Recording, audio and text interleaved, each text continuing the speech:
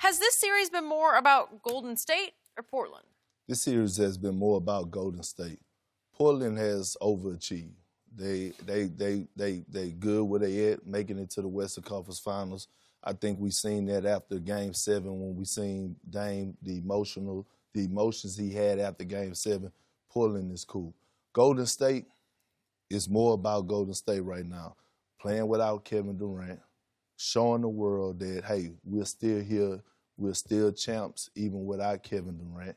And on top of that, what you have to understand is that Golden State has about 4 to 5 guys that's up for contract negotiations. And so these guys are going to go out there and leave it all out on the line. So I think this is more so about Golden State trying to prove to the world or proving to the world that they can win without Kevin Durant. Now, can they win the title without KD? Absolutely not. They need Kevin Durant back. You're talking about this year, they can't win. They can't beat Milwaukee or Toronto. Oh, yeah, they cannot beat Milwaukee or Toronto without Kevin Durant. And they need Kevin Durant. Let's not get it confused. Let's not get it confused now. Golden State went and recruited Kevin Durant. Right. Kevin Durant ain't called Golden State and say, hey, I want to come join you guys. No. What Golden State did, they won their first championship, and then all of a sudden, King James, came back down 3-1 and took their title from them, and they seen it. They was like, oh, well, he's coming out the East every year. So we got to go get somebody to match him. We got to go get somebody to take us over the top. And let's not forget this, too. By the way, I got to give some credit to Klay Thompson. He don't get enough credit. He's been the best shooting guard in the playoffs this year. I mean, he's... Beyond Steph? I mean, shooting guards. Steph is a point guard. Well, I consider him shooting. Okay. That's Yeah, but I'm talking about... all these guys are shooting Because I'm talking about he's I feel playing... like Draymond's the point guard. He's playing both. Seriously. Yeah, he's playing both ends of the court really well. Yes.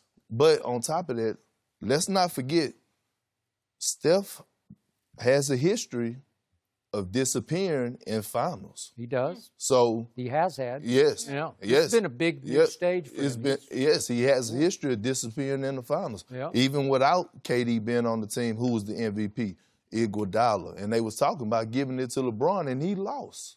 So at the end of the day, yes, they're showing the world that they're still, Golden State, but they still need. And by the way, I'm not sure we're going to see much of Iguodala from here on. Yeah. Because once you get an Achilles strain, I don't know if you ever had tendonitis Sure. where it's just so bad, Really? and it just shuts you down. It does. It's very painful. I ended up getting this was in college, my senior year in college. I ended up getting a shot, You did. a cortisone shot in my Achilles, and I missed like 2 weeks of practice. Good thing it happened in the preseason. I agree with you, Perk. This is about Golden State. And I've been very, very impressed with Golden State. I'm not surprised, but I am surprised that they played. This was 73. They're playing like 73-9 Golden State. They are. And I think people forget that this was a great team before Kevin Durant joined it. He made them unbeatable. I'm not so sure that had Cleveland broken up like they did and KD stays at OKC, Golden State's going to still be the prohibitive favorite every year to come out of the West and every year to win the title. What KD did is that he made them unbeatable in a 7-game series. I agree. This is still a great team. Steph is reminding people, I'm the last guy to win consecutive MVPs. Regular season. You do understand that. Draymond, as you mentioned, contract. See, Draymond is the biggest beneficiary if KD leaves because now you got to max it. See, Skip, he's going to be the odd man out. You can't max Klay, Steph, KD, and Draymond. So Draymond will be the biggest beneficiary if KD leaves.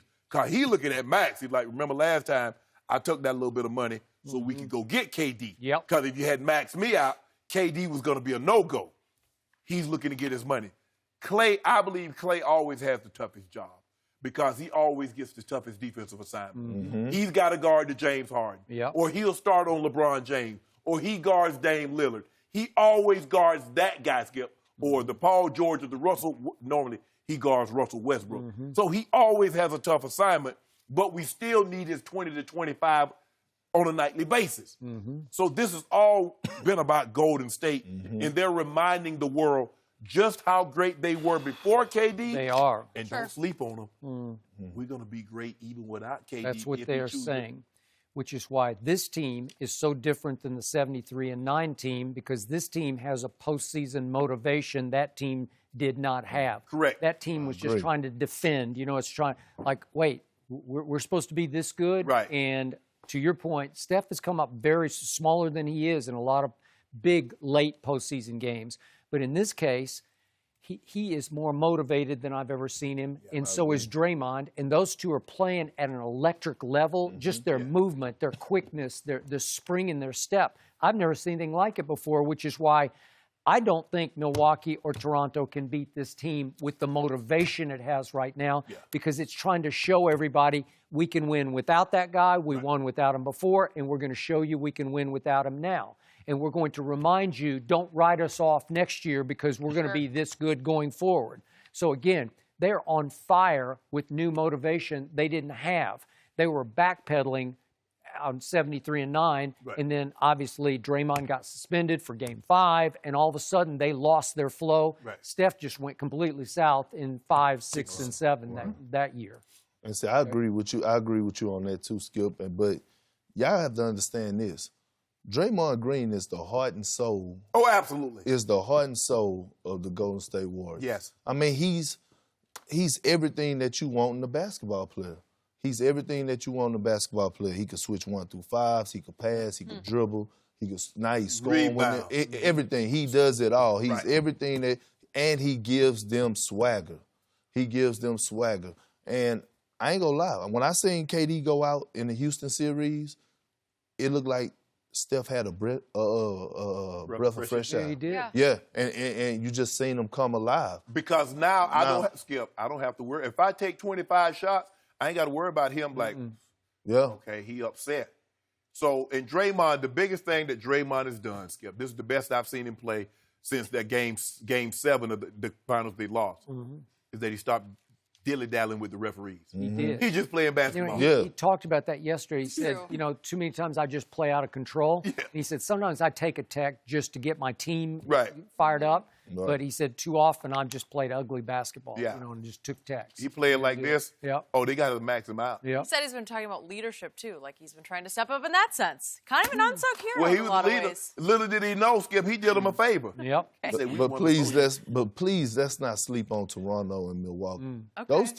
Toronto not coming out the East. Okay, well, let's not sleep. Milwaukee is good. Just wait. Kendrick, good stuff. Thank you so much for joining us today. Let's stay tuned.